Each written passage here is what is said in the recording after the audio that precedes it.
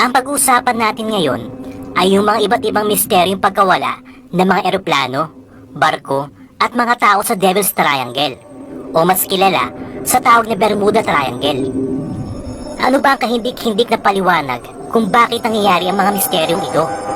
Bago natin umpisa ng kwentuhan natin, kung bago ka pa lang sa channel na ito, isubscribe mo na yan para lagi kang updated sa mga kwentuhan natin. Noong March 1918, sa bansang Brazil, ang USS Cyclops Navy ship ay nakatakdang maglayag papuntang Baltimore, USA. Ang USS Cyclops ang isa sa pinakamalaking Navy fuel ships noong mga panahon na yon. Ang sukat niya ay 550 feet. Ito ay may sakay na 309 crew members at may kargang 10 toneladang manganese ore. Para mas mapabilis ang kanilang paglalayag, sila ay dadaan sa tinatawag na Bermuda region. Noong mga oras na yon, ang panahon ay napakaganda. Maliwanag ang kalangitan at tirik na tirik ang araw. Walang senyales na magkakaroon ng bagyo o kung ano pa man na magpapasama sa panahon. Kaya ito ang magandang pagkakataon ng kanilang paglalayag. Nung umalis na sila sa Brazil, nakapag-send pa ito ng message, "Weather fair, all well." Pero nung ika-9 na araw na ng paglalakbay nila, hindi na sila makontak. Wala man lang nagpadala ng emergency call o ang tinatawag nilang distress call kung may hindi bang magandang nangyari sa kanila. Simula nung araw na yon, hindi na muli natagpuan ang USS Cyclops. Nagkandak agad ng search and rescue operation kung saan sila naglayag. Pero kahit debris ng barko ay walang nakita. May mga teorya na nabuo na baka daw pinasabog ng German submarine ang USS Cyclops dahil ng mga oras na yon ay may nagaganap na gera. Pero wala nagpapatunay nito dahil kung pinasabog ang USS Cyclops, sana may naiwang mga debris dahil sa napakalaking barko nito. Pero kahit maliit na debris ay wala silang nakita. Sumisid na ang mga professional divers pero wala talaga sila nakita. Ilang taon nila ginawa ang paghahanap hanggang sa sumuko na lang sila. Mula noon, isang misteryo ang pagkawala ng USS Cyclops sa Bermuda region. 102 years na nakalipas. Simula nung nawala ang USS Cyclops, isa pa rin misteryo at malaking katanungan kung ano ba talaga ang nangyari sa USS Cyclops. Noong December 4, 1970 naman, may isang eroplano na nakatakdang dumaan sa Bermuda region. Ang eroplano ay isang Beechcraft Bonanza. Ang nakasakay dito ay si Pilot Bruce Gernon. Kasama niya kanyang 2 pasahero, ang kanyang tatay at ang kanyang business partner. Sila ay nagmula sa Andros Island sa bansang Bahamas. Papunta sila sa northwest sa may Florida coast. Hindi ito ang unang pagkakataon na nagpalipad ng eroplano si Bruce. Pero sa pagkakataong ito, ang pagpapalipad ng eroplano ay hindi naging typical o madaling gawain sa kanya. Ang biyahe kasi nila ay kadalasan tumatagal lamang ng 1 oras at kalahati nang walang nararanasang anumang fenomena o misteryo na maaaring makapagpabagal o makadelay sa biyahe nila. Hindi nila inakala na sa araw na yon ay makakaranas sila ng hindi inaasang pangyayari. Sa pagtaas pa lamang ng eroplano pinapalipad ni Bruce, ay nagsimula na kagad ang isang hindi maipaliwanag na pangyayari. Sa taas ng 1,000 feet o 300 meters, napansin niya na kagad ang isang maitim na ulap na patuloy na lumalaki. Pinasok ito ni Bruce nang walang anumang alinlangan at napansin niya na lumalaki pa rin ito sa pagdaan nila.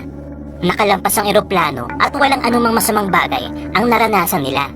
Paglabas sa dulong bahagi ng ulap ay muli sila nakakita na isa pang misteryong ulap. Sa pagkakataong ito, sila ay nasa taasan ng 11,500 feet o 3,500 meters. Ang ulap na ito ay mas malaki sa una. Wala silang choice kundi dumaan sa ulap na yon. Nag-concentrate si Bruce at huminga ng malalim at tuluyan na nilang pinasok ang ulap. Sa pagpasok nila, ay napansin nila na napakadilim ng paligid.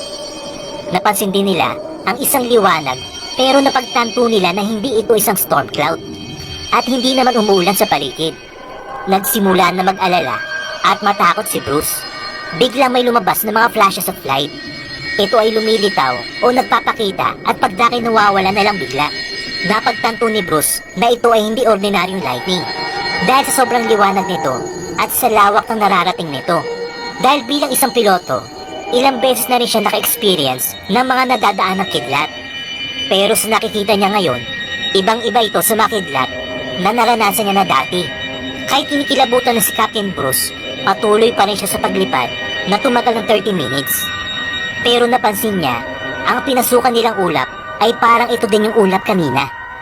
Napansin niya na kakaibang lawak ng ulap na ito at nag-iiba na rin ang takbo ng eroplano nila. Sa tansya niya, ang ulap ay may lawak ng 1 milya. Napansin niya na ang ulap ay parang silindrikal ang hugis.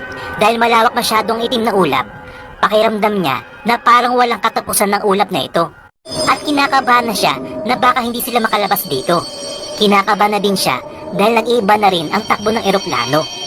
Bago pa man tuluyang mawala ng pag-asa, ay muli siya nakakita ng isang liwanag sa dulo ng ulap na mala-tunnel. Patuloy lang sa paglipad ng eroplano na tinutungo ang direksyon ng liwanag.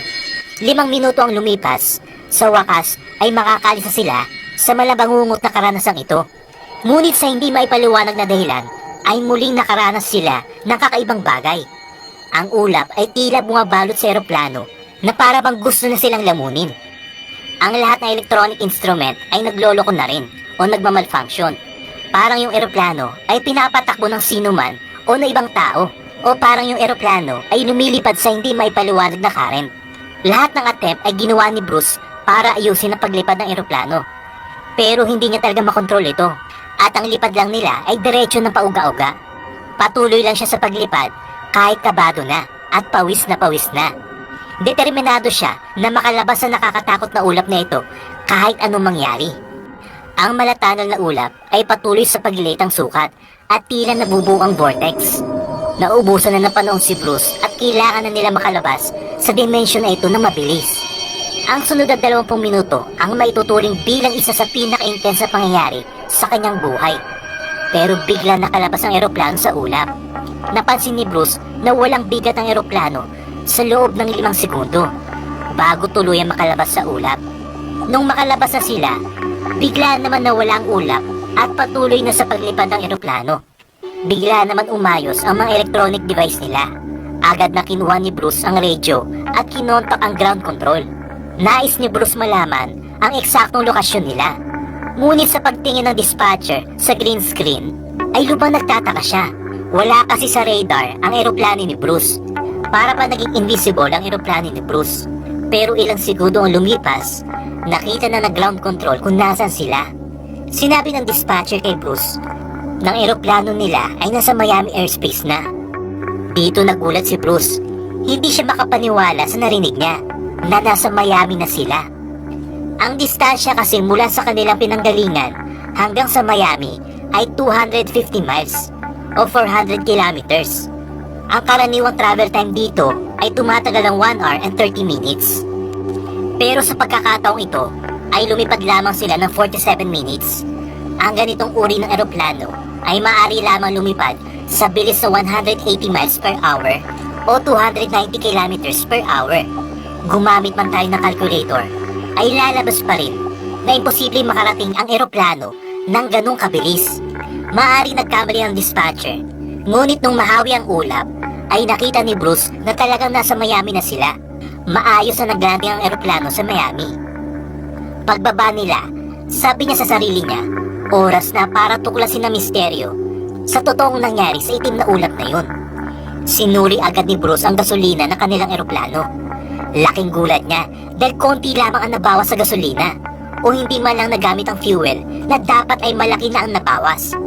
Hindi siya pwede magkamali. Siya ay isang experience sa piloto. Sa edad na 20 years old ay nakapagpalipad na siya ng eroplano sa loob ng 600 hours.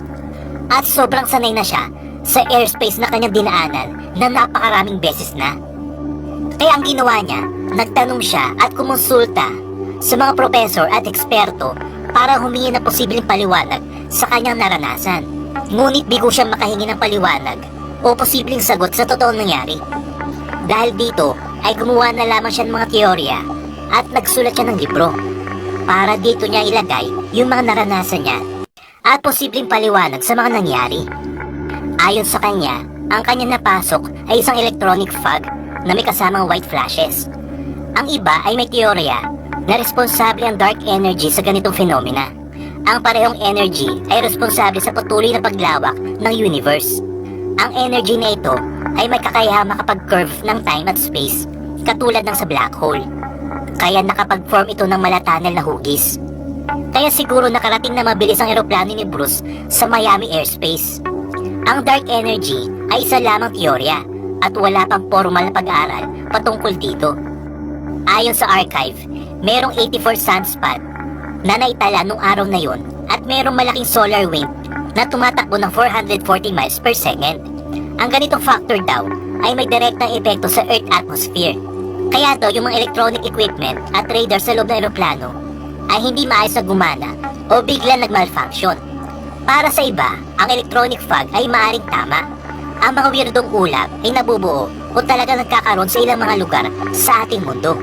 Lalo na sa mga lugar na merong high at low pressure. Ang mga ulap na ito ay sadyang nabubuo sa langit.